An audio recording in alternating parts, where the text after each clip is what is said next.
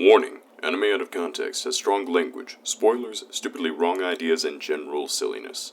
Neither of our hosts are professionals and do not take their opinions as such. Listen at your own discretion, and enjoy.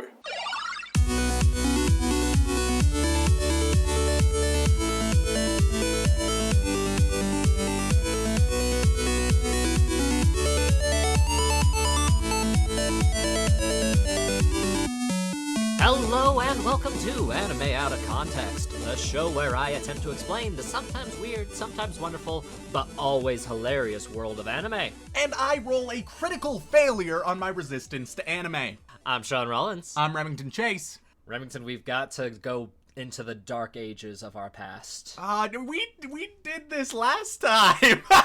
Can't we get away from our past? As I have learned recently, no. But we're not going into the past of our podcast. That's too recent. Oh, thank God. We have to go to the much darker past. Oh, okay. So, the teenage years? Even further. Oh, boy. The years of junior high. Oh, God. Because today's anime is very heavily based around the mentality of junior high students. Okay, so there are a few different possibilities. The one I'm immediately going, we're gonna see, the edgiest, just emo skater punk type bullshit. That or just, hyper random, look at me, it's weird. One of the two, it has to be in those camp. Is it in neither camp? It's actually a little a column A and column B. Okay. So I was definitely right. Well, hey now, just because you're kind of right in both areas also means you're kind of wrong in this. Hey, but if we ignore all the wrong, then I'm completely right. I didn't know you became a politician. Because today, Remington, this is going to be a very interesting anime to talk about because it is another slice of life romance anime. Oh boy, those haven't gone terribly in the past. Not all of them. I mean, we had Toradora. That was a fun time. Toradora was good. That was the good one. That was the good one. I miss it. Yeah. So today I thought I'd jump into a bit of an interesting dynamic. It's slice of life, it's romance, and it also has some rather unfortunate memories that can crop up when you watch it. Oh? So Remington, are you familiar with the term Chunibyo? Hell no, I'm not. I hope you weren't expecting me to come in with that knowledge, because this is the first time I ever. Chunibyo? What? Chuninbyo. Chunibyo? Well, I don't. I'm gonna try. You're not gonna make the attempt. No. You're just gonna stare at it and think to yourself, well, that's a word. Yeah, I'm just gonna be real confused, and that's the nature of the podcast, so it all works. Okay, so what in the world does that mean, Shaun? So a Chunibyo is a Japanese slang term for a particular phase of a young person's life. Oh God. Is it puberty? No, don't be ridiculous. Oh, okay. That's disgusting, Remington. Oh yes, disgusting. how absurd. No, it's a bit of a complicated term. You remember how every time someone's growing up, they go through different phases of life, and those different phases can be interesting, but also incredibly embarrassing when you look back on them? Also known as puberty? Well, I mean, yeah, but that's the physical side of things. I'm talking more of the mental side of things. Yeah, I suppose so, yeah. Yeah, you go through your different phases, and you start out and you're super edgy and cynical, but then you turn into a party girl, and then you turn into a skater boy, and et cetera, et cetera. Wait a minute. How did you transition from a party girl to a skater boy? The point is, now I'm here, Shaun. Oh, that's God. all that matters. Is that why your hair's so long? I'm actually just still in, who knows what phase I'm at now, frankly. I could be at any of them. I don't want to know, quite frankly. But yeah, no, so Chunibyo is a phrase depicting a very specific type of phase in a young adolescent's life. The direct translation is 8th grader syndrome, so middle school. Yes. Oh, that's hilarious. And it comes from the desire to be unique and special. Oh, okay. I I accept this as a part of the growing process, and I despise this when people have not grown out of this. Oh, yeah. It gets horrible. Because don't get me wrong. To all the listeners, you're unique, you're special, we love you. But you ain't more special than anybody else. You're you, and you're an individual, and that's fantastic. Never let anybody take away your individuality. However, you're not above anybody. That's not how that shit works at all. No, it is not, and this anime kind of goes into a bit of that, but it's really more about the extreme end of things. Okay. This anime's title is called Love, Chunibyo, and Other Delusions. I love that title. Great title, right? That is a fantastic title. And it is a love story, obviously. Uh-huh. About a young fella who is just getting into high school, you know? Uh-huh. Problem is, in junior high school, he was quite the heavy Chunibyo. Which, in this case, is usually the type of kid... We've all had this kid in our class. Yeah. The one who believes he has dark abilities. He's a lot more powerful and more interesting than the others. He wears maybe bandages on his arm. Trying to be super enigmatic and mysterious. Exactly. Right? Maybe wears a trench coat or some strange symbols. You know, that guy. Largely inspired by bad anime. Yep. 100% inspired by bad anime. Oh my god. Says things that appear to be dark and edgy but really don't have any foundation. Yeah. Maybe he says, oh, I get into a lot of fights actually, that's why I'm wearing all these bandages, but he's fine and nobody would ever fight him because he's weird and has no reason to. Yeah, or you often get this like down with authority in the man, or they're all trying to control you type thing, but it's super juvenile and immature and ill-formed. Exactly, or they spend a lot of their time drawing in notebooks of special abilities and powers for themselves, how they work. Like D&D world building, but without any structure and a lot more bad. It comes across to me that there statistically is at least one listener who is noticing some similarities with themselves, so I would like to address them specifically. Listener who all of this applies. You'll change one day. You'll get better. It's not as cool as you think it is, but that's okay. You'll look back at it and be able to laugh and be horribly embarrassed and ashamed. Take it for someone who has had situations back in his junior high days where I did some of these similar things. Oh man, I'm real glad when I had this phase it was very short. Yeah. Like I went through it and immediately was out of it. Thank goodness. As we all know, junior high was a very dark time for me. But thankfully I kept it mostly inside, and I have burned all of the evidence of it. I actually had journals filled with like drawings of powers and strange things like that. Oh boy. Yeah. Are we just watching your home videos, Shaun? That would be interesting, and I would probably shoot myself afterwards. I could not handle the embarrassment. Okay, so we have Love, Chunibyo, and Other Delusions. Yes, and this story follows the main character, who is known as... Chunibyo Brown. The Japanese variant of Peanuts, actually. Alright, what's his name, Shaun? His name is Yuta Togashi. Yuta Togashi. Yuta Togashi. Yuta Togashi. Fuck. One day you will learn how to pronounce their names. Yuta Togashi. Oh my god. And everybody, and the premise is a lot of people have this stage in their life to varying degrees. Yep. His case was the very dramatic, I am the Dark Master, I have all the powers and such. Okay. And the story starts with him going into high school, looking through his old stuff, and freaking out because of how embarrassing it was. It's starting off strong. Yeah, because, of course, once you get into high school, a few things change, and you start looking back on your junior high stuff, and you realize, oh my god, this was a horrible thing, why did I do that, why did I ever think that was a good idea? And it's basically him starting off with like, oh god, I gotta forget, I'm going to a school far away, there should be nobody from my previous school going to this school, nobody will know me, I will have a good, normal high school life. But alas, there is! I can tell you already know where this is going. Oh, certain. So there's somebody who's like, oh hey, Yuta, it's you, and you're fucking weird. You're on the right track, actually. He goes to the school and has some interactions. Like, before he gets to school, he has some interactions with his new next-door neighbor, Rika. Okay, and so he wants to date Rika, but then Rika's best friend knows him already, and so because she knows him already, she's like, oh, that's weird. He's like, oh god, now my reputation will forever be ruined because Rika will know what a strange weirdo I was. No. Ah, damn. I really felt confident with that one, as I am one to do. But you are on the right track. He is still struggling with escaping his past, but not because of that. It's because Rika Takanashi, his new neighbor, is still a Chunibyo. Oh god!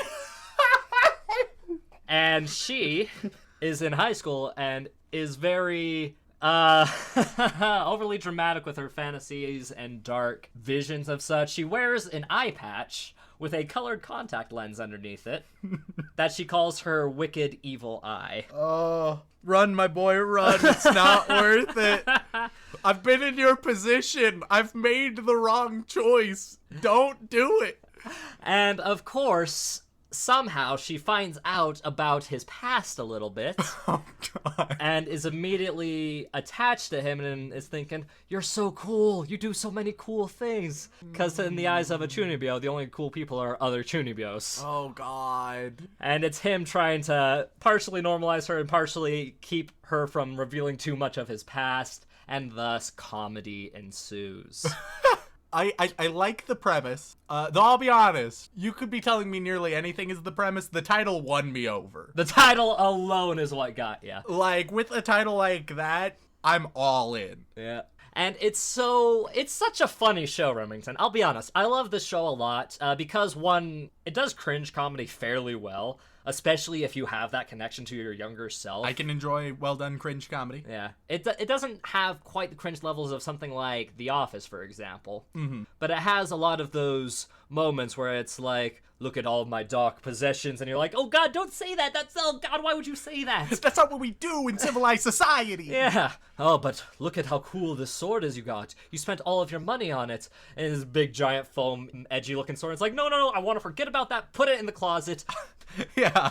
What used to be my pride and joy, in hindsight, I can now recognize as a horrible mistake. Which, actually, that sentence right there is just the title of my autobiography. Which, coincidentally enough, starts with our podcast. Yeah! And it's hilarious in all the right ways in very specific places. It has a very fun, cute little romance thing. Nothing too serious in the romance front. I mean, obviously you're going to get those little romance hits here and there, and obviously there's going to be some kind of connection between former Chunibyo and current Chunibyo, and how they interact and how their relationship develops. Yeah. But what really makes this anime hilarious is, more often than not, they will straight up delve into these character fantasies. Oh boy. So they'll show like what the characters are imagining, and they'll be fighting with all kinds of dramatic, over-the-top, ridiculous anime specials, giant weapons, things like that. And then a few bits later, it'll cut to what they're actually doing, and it's just someone swinging a ladle around. Oh, I love it. It does comedy so well.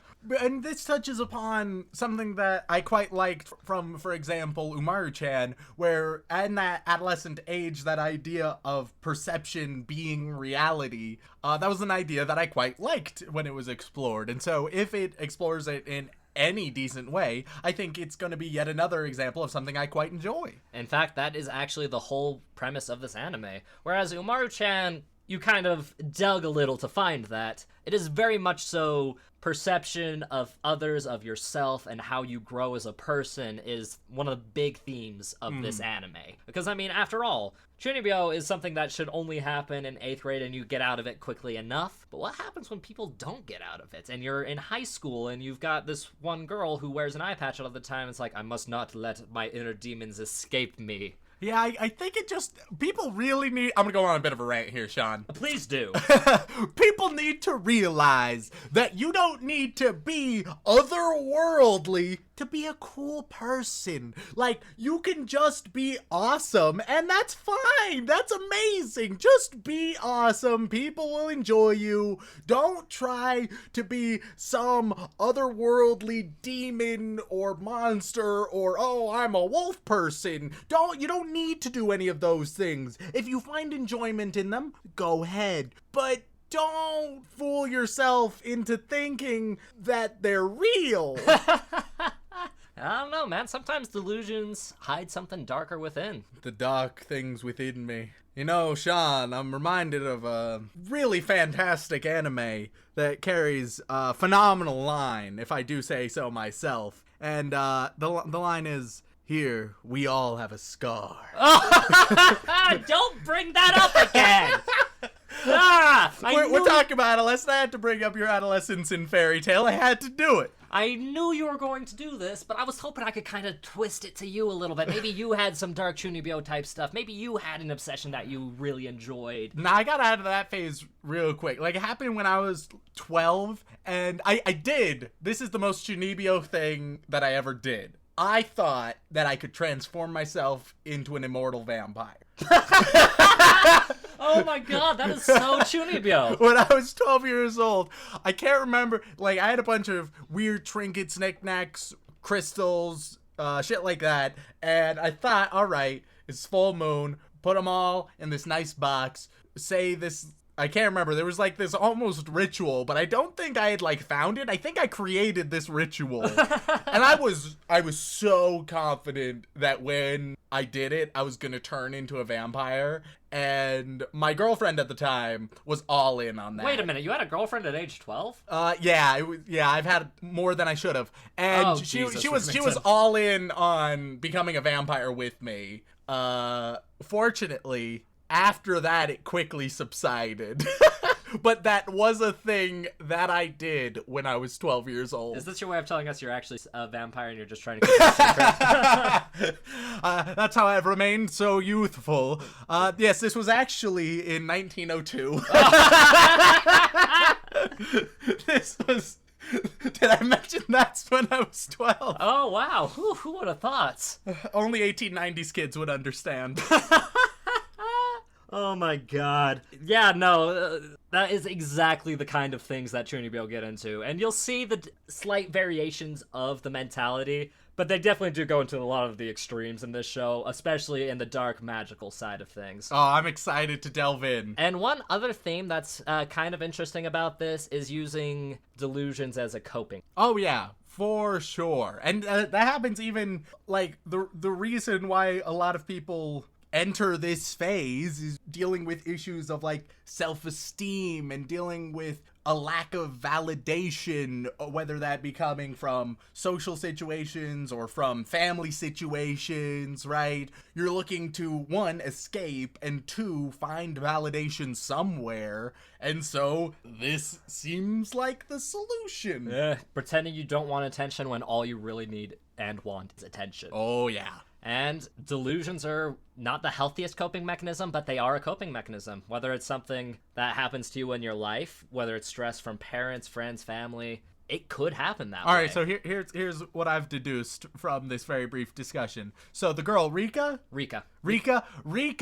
has some real troubling shit happening in her life. I'm gonna guess like her dad's abusive or her parents are never there. That's gonna be, or maybe like she has, those are gonna be my guesses. Official guesses. I've made a lot of guesses and claims in this first half so far. It'll be interesting to see how right you are. I'm 100% right, as I tend to be. Oh, yeah. Other than when I'm not. How many times have you been wrong in this episode so far? None, if you ignore the many times that have happened already. I can see you thinking of how you're trying to edit all of your mistakes out already.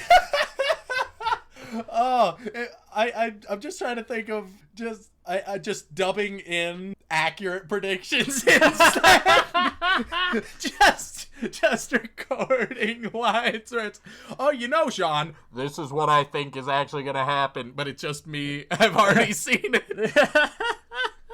Oh, you can't get away with that crap, because I listened to the podcast after you edited it. Damn it. Without further ado, Remington, let's go watch some Love, Chunibyo, and Other Delusions. a little bit disappointed, Shaun. Really? Yeah, I didn't hate the show by any means, but it didn't capture me the way I thought it was going to. Really? Yeah.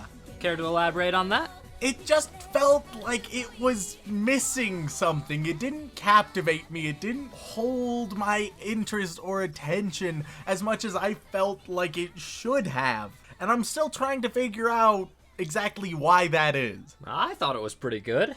I think it had some good elements. It just didn't work. Didn't work? What do you mean by that? All of the elements together, it just seemed like it wasn't quite sure what it was. Essentially, the show was a Chunibyo because it was confused as to its own identity. Think about your pronunciation of that word one more time. If I get it wrong, that's fine. That's fine. If you're listening to this podcast and you're expecting me to get things right, there's a problem. You can yell at Shaun because he's supposed to be the resident expert, but if you're yelling at me, then something's gone wrong. Chunibyo. I feel like that's what I said. It isn't, but go on. I feel like there was just something missing about it. I wanted it to go further. I wanted it to have a stronger plot or be even sillier, and it was just okay. Just okay? Yeah. I don't know, man. I thought they did a lot of really silly things in that show. And they did, and the silly things were great. It just didn't feel like they all tied together a lot of the time. How so? It felt like there was no strong, coherent plot or character besides you have Chunibyos and you have non-Chunibyos, and that's it. And the individual characters don't have a whole lot to them. They don't feel real at all. Really? Yeah, they feel very artificial, just here's a character on a script, and they're not bad, but they're not great. A lot of people will actually argue this point with you till the day you die because a lot of them love the different characters in this show because a lot of people resonate with the way they used to interact with the world as well as past embarrassments and things like that. Oh yeah, and without a doubt I could totally see different moments that I could recognize either in myself or in other people, but just because I can recognize those moments that are universal to all of us doesn't mean that you have anything that makes you you. You can't just take what everybody recognizes, piece them together and say, there you go, because it lacks something new or different or special. So you're saying after about 4 episodes, you're not feeling the individualities too much? I'm not, and that really disappointed me. And I also felt like there were no strong motivations. Like, for the girls who believe that they're nice and magical, they just, okay, they're nice and magical, so who needs motivations for anything? But then, for the main character, he doesn't have reason to do much of anything that he does. He, unfortunately, ends up lining up in our bland bitch protagonist syndrome because he never did anything. He was just told what to do and did so. And there were times where he was like, am I just gonna listen? And just, yes, he is. And that's it. He's embarrassed by his past. Other than that, he doesn't add anything. Oh, look, he's reluctant. But that doesn't matter. It has no relevance. So, Remington, one of the big problems with this anime is it's a bit of a slow start, actually. I'll tell you right now, as the show goes on, you actually find motivations for why the characters do the different things. I mean, obviously, Yuta's motivations are always going to be the most suspect because, you know, he's the protagonist and he has to be there for the story to happen. And his motivations, though he doesn't realize it's himself, is usually the fact that he, for some reason, cares about these weirdos and, just ends up hanging out with them and grows fond of them. You know, it's like when I first met you, Remington. The more I hung out with you, I was like, he's all right, but I don't know. And then we made a podcast together, and then I decided, okay, I guess I'm stuck with this guy. But it just lacks, none of the characters have any warmth towards one another at all. There is no bond. Choose any characters, and there is hardly any relationship between them. Any two characters. At this point in the show, kind of, yeah. They do get a lot closer together as the show goes on. But yeah, it starts a little flat at first. I can understand that, but I still like it, Remington. I liked nearly all of the ideas that it had. I liked everything that it was trying to do. I just didn't see it succeed as well as I would have liked. Man, this is going to be an episode where you get a lot of flack, I think. Because a lot of people really love this show for its cute, zany things, and just... basically, by the end of the series, people like Rika a lot more than they did at the beginning of the series, is how it goes. And I can totally understand that.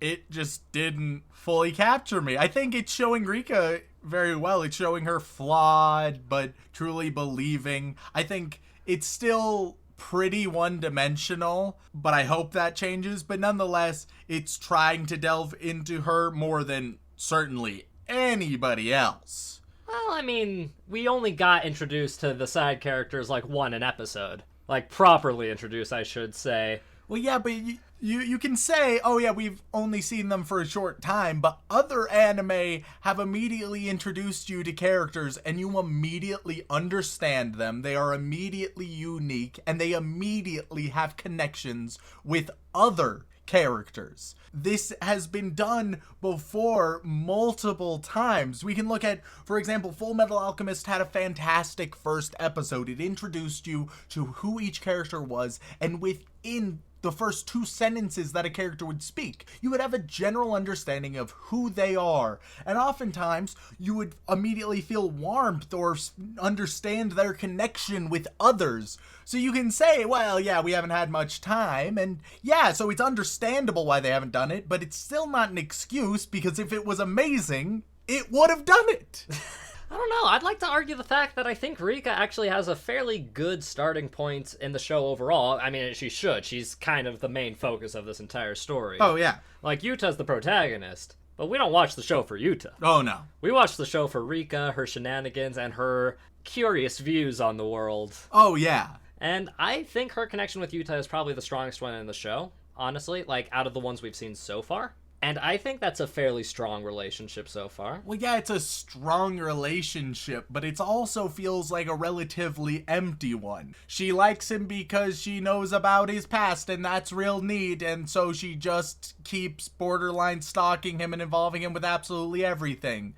Cool. I understand she really cares, but like I've mentioned before, it feels like it lacks motivation. And that is possibly the biggest critique in the entire show. There isn't much direction or motivation. All of these characters are often just doing things, and they're doing things just because. And I know you can say, well, they're silly and crazy and they're doing all of these things because of the phase they're going through, right? And so they do all these wacky things just because that's their personality at this time. But that isn't compelling. This is a very curious circumstance, right? Because this is one of those shows that a lot of people found value in when they finished it. It's the same thing with Cowboy Bebop, right?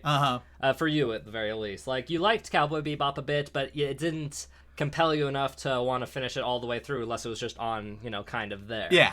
It's actually kind of the same scenario with this, because your biggest problem so far is the motivations of the characters. Is that correct? That's one of them, for sure.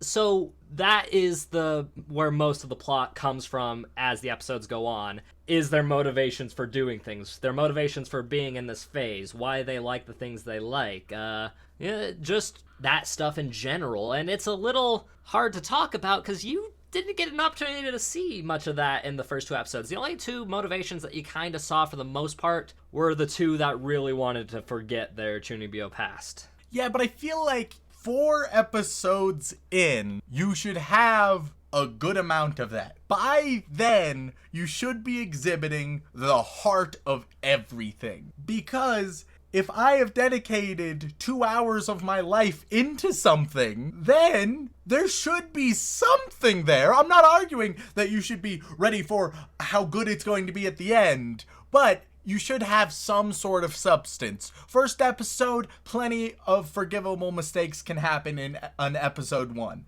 An episode 1, I will never judge an entire show based off of. 2 episodes, alright, starting to form consistent opinions. 3, 4, that's when it starts to get locked in. And sure, things can change, but at that point, you got a good indication of where things are going. Honestly, a lot of people who are fans of this show are fans of the moe fluff anime genre. The show's not really about anything, just about the characters and their interactions and the way they do things in the world. Kind of like we saw with Umaru-chan, that same kind of principle. And this one only really develops a proper plot, later in the series. And that's all right, but I just felt like the characters weren't strong enough to develop that sort of premise. With Umaru-chan, it was very colorful, very entertaining, or even with Sweetness and Lightning, very similarly, that was carried by the characters. The characters here just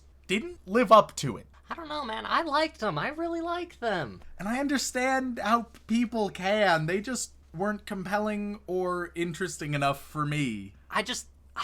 This is probably the most we've ever disagreed on an anime, I think, actually. There's a good chance. Because, I disagreed with you a lot on Umaru-chan, but that's because of a vehement hatred and bias. Yeah. This one I just genuinely like, because I think the characters are interesting enough, and my bias might actually come from the fact that I've seen the whole thing. And maybe, and I'm sure that, as with so many things, often when you reach the end, it can completely change your opinion or form your opinion for better or worse. But nonetheless, I haven't seen much that has really amazed me or impressed me. Well, you were laughing throughout the episodes, weren't you? There were some really funny moments, but even the funny moments, they weren't anything that I'm going to be talking about after this. There were a lot of humorous moments, but they are all forgettable. I don't think so, though. The idea of the dissonance between what they're viewing versus what's actually happening in the real world, that's hilarious to me. The super over-the-top anime-style action scenes in this slice-of-life comedy anime. Those were probably the strongest thing in the entire show, the best moments,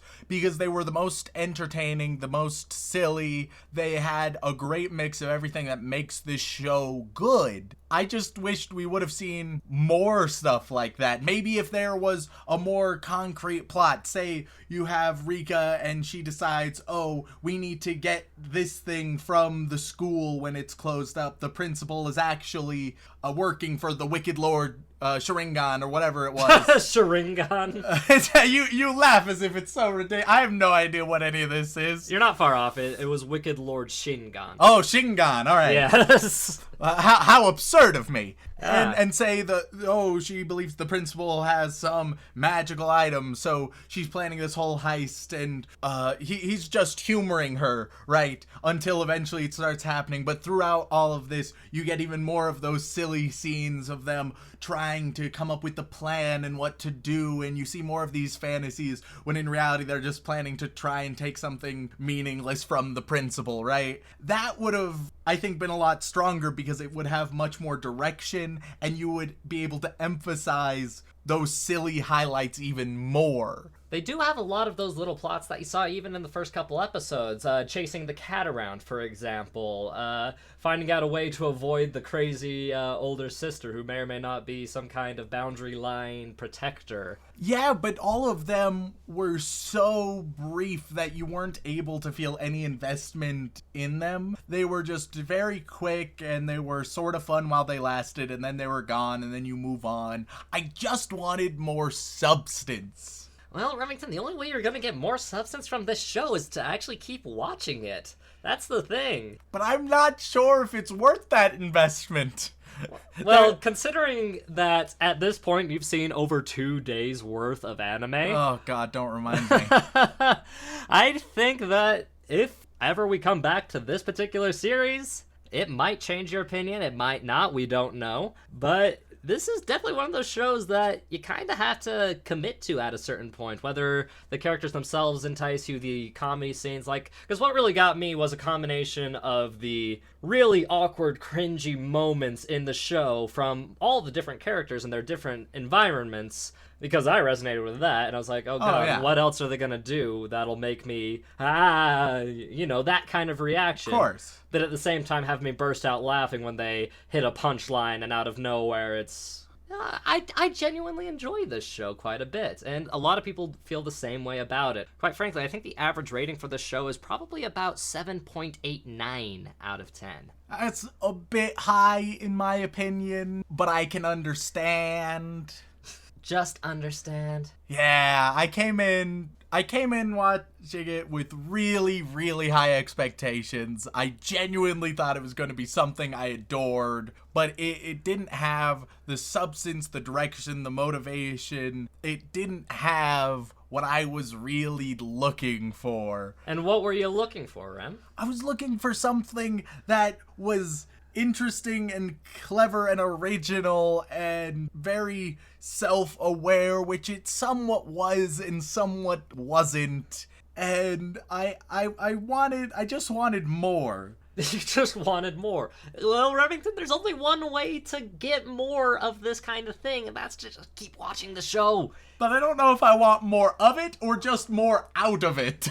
You won't know until you finish the show. That's the thing. You're in the freaking purgatory of anime right now. You don't know whether or not it's worth continuing or whether or not it'll get better. I will tell you It's this. Schrodinger's anime. Schrodinger's anime. Is it dead? Is it alive? Is it moe? I don't know. Which, by the way, a lot of moe crap in this show from time to time. Not your kind of moe, Remington. Yeah. I mean, I guess the like cute girls doing cute things moe, which Yes. just doesn't get to me at all. Not enough small, cute animals for you. No, like the cat was okay, but But it had little wings, Remington. that made it less adorable, if I'm being honest. Really? Yeah, because it was just sort of tacky. Like, it was a cute idea, but not cute aesthetically. I think that was kind of the joke there, though, bud. Well, yeah. I can understand the joke, and I enjoyed it as a joke. I just didn't enjoy it as moe trash. Okay, then what about some of the slapstick comedy in here? Because I think that's where a lot of the comedy in this show really does shine. Well, easily the best running joke is Yuta just beating the shit out of Rika.